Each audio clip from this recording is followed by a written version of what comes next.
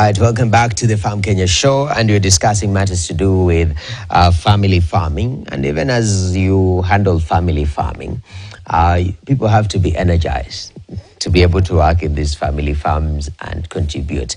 And one of the ways to do that is to make sure that you eat healthy. Now, which food is food without onions, all right? If at all you are frying something. That's why today on our commodity prices, we are taking a look at the prices of dry onions.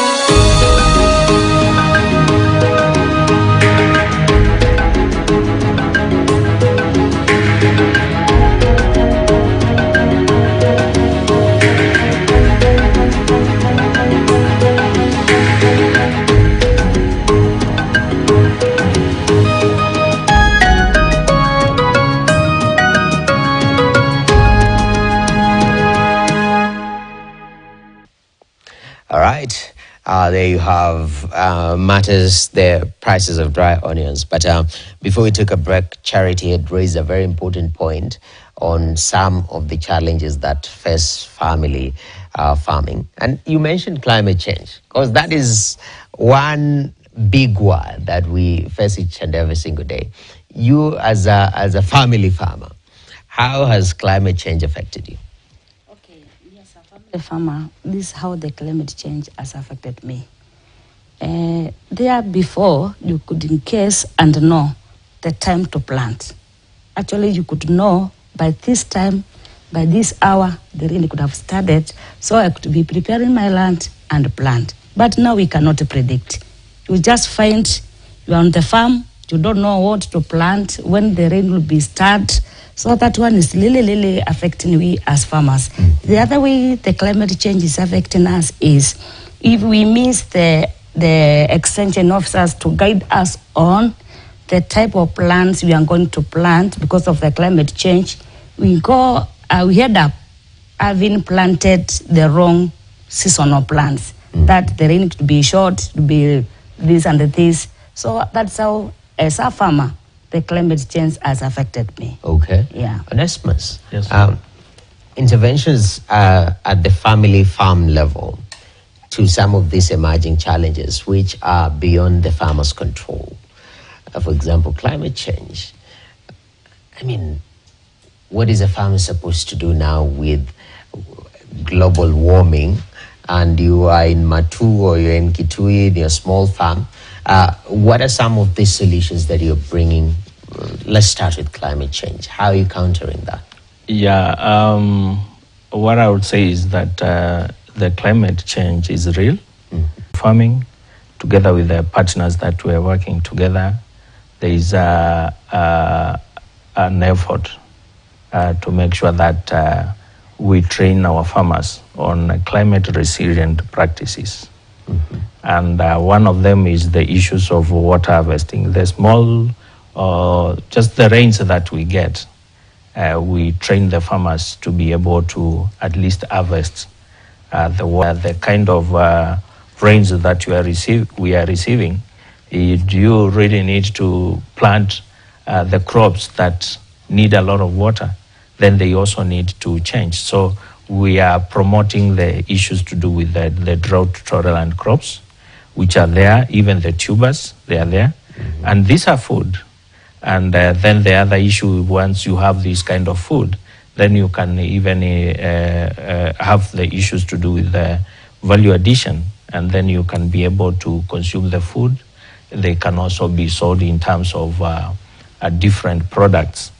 Then the other issue is that we are really supporting the issues to do with the protection, the conservation of our environment, and especially the riparian lands and also that the water levels will be able to go down. So once you increase the water retention and then you protect the catchment areas, it means that there is increased water levels. Okay. Then the other issue is that together we can do so much other than just working in silos. So one of the best thing is to make sure that we are working together. Let's know who is where, what is he or she doing in terms of the conservation of our environment. Yeah, so these are some of the kind of approaches that we are using to make sure that we counter the issues to do with climate change. Okay, definitely. And remember to plant your hedge. Yes, definitely. You plant your hedge. That is, you plant more trees. If you are 40 years, plant 40 years every year. Next year, 41. So it's like planting your hedge, you are increasing the land cover. And it is constitutional also to make sure we plant more trees. Yes, that's true. I don't know how many trees did you plant last time? Over 50. Not even that. I always plant double my age. Yes, that's a good practice. Yes. That's quite interesting. Charity, even as we plant our edges, which is, I think, a very interesting concept. I like that. In terms of production, I don't know, because there is a certain assumption that for family farming, first of all, you're producing for you to eat and take care of the household, but also to sell. And I think it's different approaches when you're producing for commercial purposes and when you're producing for consumption purposes. From your experience, do many family farmers get this difference? And do you think that is one of the challenges that comes with family farming in terms of either the quality of output, even moving forward to market access? That difference between producing for you, us eating in the house, vis-a-vis us selling this product. Okay, what I can say, the years we have been in contact with Inades Formation Kenya, they have really helped us to move from our own produce and also to the commercial. Actually, for the few farmers, those whom we have trained, they have now a step ahead. Now after they produce of their own, that's we say, after you have what you have and it's enough for your family, now we get out the surplus. But now when it comes to the farming, to commercial, if I can say, by the use of new technology of farming, as Onesimus has said, with Inades, they have showed us a way of increasing our production so that we can have enough for us and access. And that is extra we get to the market. Now, like an acre, there before we met the Inades, an acre could produce around 10 bags of maize. But now through the new technology of farming, through inside pits, basins, you find a farmer now can be in a position to produce like 30 bags, which now after getting it for your own family, now the excess you can get to the market. So some, not all of them, that the norm between now the farming as their own and the farming to the market. But they are incredibly improving in that aspect. Definitely. Yes. And also the other thing which has really helped us through, I always like to conquer the Inades, because actually before we knew them, we were nothing. But as you can look at me, I'm somebody now. Because through the Inades, they have taught us some ways of value addition. So you find that if you harvest this sorghum or pigeon peas, cow peas, if you don't feel like selling them at the way they are, you just add a value. So you can bake donuts, you can bake cakes, so that now you get some money for the family. Value addition. Value addition. That's kind of interesting, Onesimus, because yes, that commercial aspect of farming seems to be one of the rifts that we are having intergeneration-wise, where you see maybe a farmer in the family, might be your parent, and you're looking at the income. Of course, there is an element of struggle a little bit. Yeah. Then you have to rethink whether you'll do this or something else. So that commercialization of family farming properly. I know she's touched on a number of interventions. Value addition is one of them. But from the way family farming sits in Kenya, do you think it is blessed and it is enabled for these families to be able to commercialize and make money from them? It's possible for them to be able to make it commercial. And maybe before I mention on the issues of in terms of the nation, there is one aspect that has just come out, which a notion that we are trying to remove from the farmers. You know, she can be able to produce food for consumer safe than the other food. She's using chemicals, organic chemicals, organic inputs at her own home consumption. And then for the commercial, there is use of chemicals, the synthetic chemicals.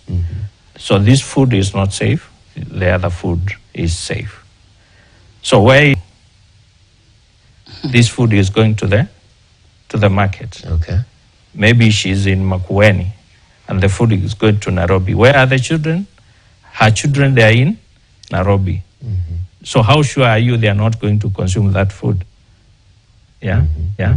So it means you feel you are safe, but you are not safe because you are also producing something that is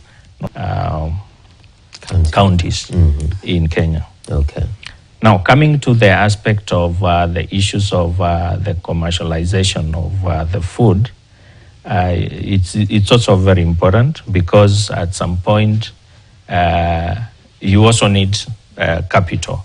And where do you get the money to keep you going? So you don't just produce for your own food. Okay. And the most important thing is to ensure that there is diversification of the food. So you do not just focus on what you're producing to eat, you also focus on other kind of a commercial products. Okay. So this is also another area that we are focusing on, to do some micro irrigation. And through the micro irrigation, you can also be able to produce some of the commercial foods that you can be able to sell. Okay. And then you are increasing your basket. You have the food and you have money. All right. Yes. Definitely. And I'm glad you've mentioned that balance. Charity, from you doing your own farming, Charity, from you doing your own farming and also talking to other farmers, is this a big concern in terms of cost of input, and is it a barrier to us growing family farming in the country? Yes, it is. Because now if you compare a back of, when it comes to organic farming and the little research I have done to my farmers, those who are using organic way of farming and those who are using chemical way of farming, the organic, they are producing more than those who are using chemical. Because now through the internet, there is this knowledge of making your own fertilizer through greens, through the manure. So you'll find some of the farmers, they have chicken where they can get manure from there. They have these animals, livestock, they get manure farming and the organic farming. Actually, in future, if we base on the organic, we might be not having much barrier on farming as it is right now. Okay. Because the cost of inputs is much higher. Now, like now, 2 kg of DK, all those hybrids is 1,000. How many farmers will afford 1,000 to buy those hybrids?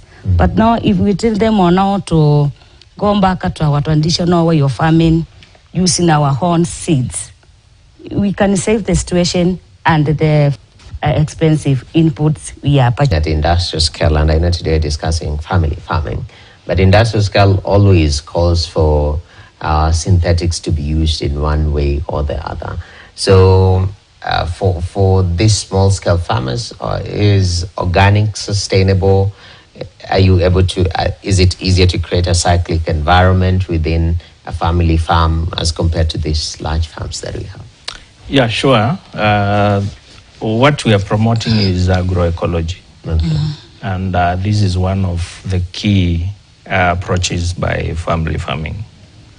The key thing about family farming and the agroecology approach is that one thing, you ensure that the kind of the food that you're eating is safe.